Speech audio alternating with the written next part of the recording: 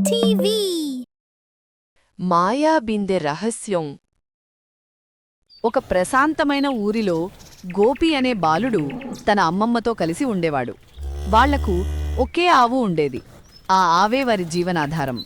ప్రతి ఉదయం గోపి ఆవును పాలించి అమ్మమ్మతో కలిసి ఆ పాలను అమ్మి జీవనం సాగించేవాడు.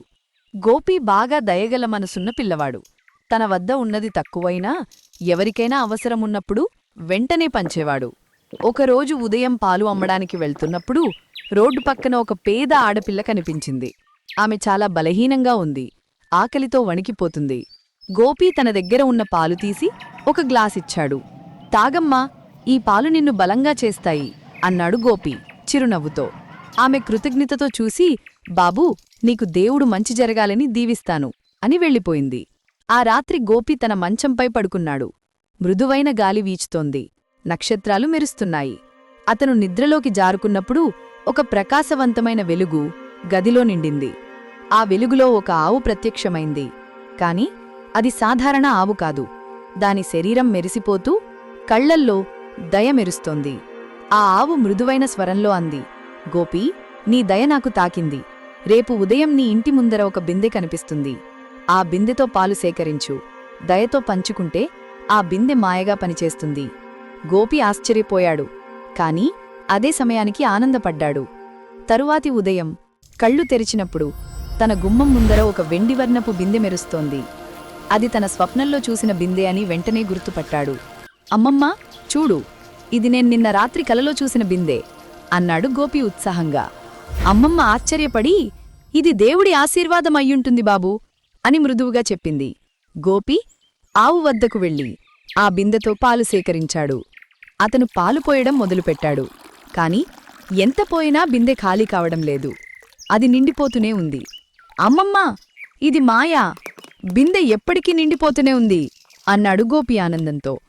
ఆ రోజే ఆ పాలను అమ్మి వచ్చిన డబ్బుతో పేదవారికి అన్నం పెట్టాడు. వాడి పేరు ఊరంతా వినిపించింది, దయగల గోపి అని. కొద్ది రోజుల్లో గోపి కొంచెం ధనవంతుడయ్యాడు. కాని తన దయ మాత్రం తగ్గలేదు. ఎవడికైనా అవసరముంటే పంచుకునే గుణం మరింత పెరిగింది. కాని ఒక వ్యాపారి ఈ విషయాన్ని గమనించాడు. అతను గోపి ఇంటి దగ్గరే ఉండేవాడు. ఒకరోజు అతను తనలో అనుకున్నాడు, ఈ బిందె నాకు దొరికితే నేను రాజవుతాను. ఎందుకు గోపికి మాత్రమే ఈ మాయాబిందె? ఆ రాత్రి అందరూ నిద్రపోయిన తర్వాత వ్యాపారి నిశ్శబ్దంగా గోపి ఇంట్లోకి చొరబడ్డాడు. బిందెను తీసుకుని జాగ్రత్తగా తన ఇంటికి వెళ్లాడు. తరువాతి ఉదయం అతను ఉత్సాహంగా పాలుపోయడం మొదలుపెట్టాడు. కాని బిందె ఖాళీగానే ఉంది. అతను ఆశ్చర్యపోయాడు. ఇది ఎందుకు పనిచేయడం లేదు అని అరిచాడు. తర్వాత కొంతసేపు ఆలోచించి తన మనసు భారమైంది. అతనికి గుర్తొచ్చింది, గోపి దయతో పంచుకునేవాడు. తాను మాత్రం దొంగతనంతో దాన్ని పొందాడు. తన తప్పు అతనికి స్పష్టంగా అర్థమైంది. అతను ఆ బిందెను తిరిగి తీసుకుని గోపి ఇంటి ముందు ఉంచాడు. గోపి బయటకు వచ్చి చూశాడు. ఆ బిందె మళ్లీ మెరుస్తోంది. అతను అర్థం చేసుకున్నాడు. ఎవరో తన తప్పు తెలుసుకుని తిరిగి ఇచ్చేశారు అనుకున్నాడు గోపి. కొద్దిసేపటికి వ్యాపారి వచ్చి, గోపీబాబూ, నేను తప్పు చేశాను, క్షమించు, నీ బిందెను తిరిగి ఇచ్చాను. గోపి నవ్వుతూ అతనికొక గ్లాసు పాలు ఇచ్చాడు. పాలు తాగండి మాస్టర్గారు, ఇకపై మనిద్దరం కలిసి పంచుకుందాం అన్నాడు. అప్పుడే మాయా ఆవు మళ్లీ కనిపించింది. ఆమె చిరునవ్వుతో అంది, దయ పంచుకున్నవారికే మాయ తిరిగి వస్తుంది.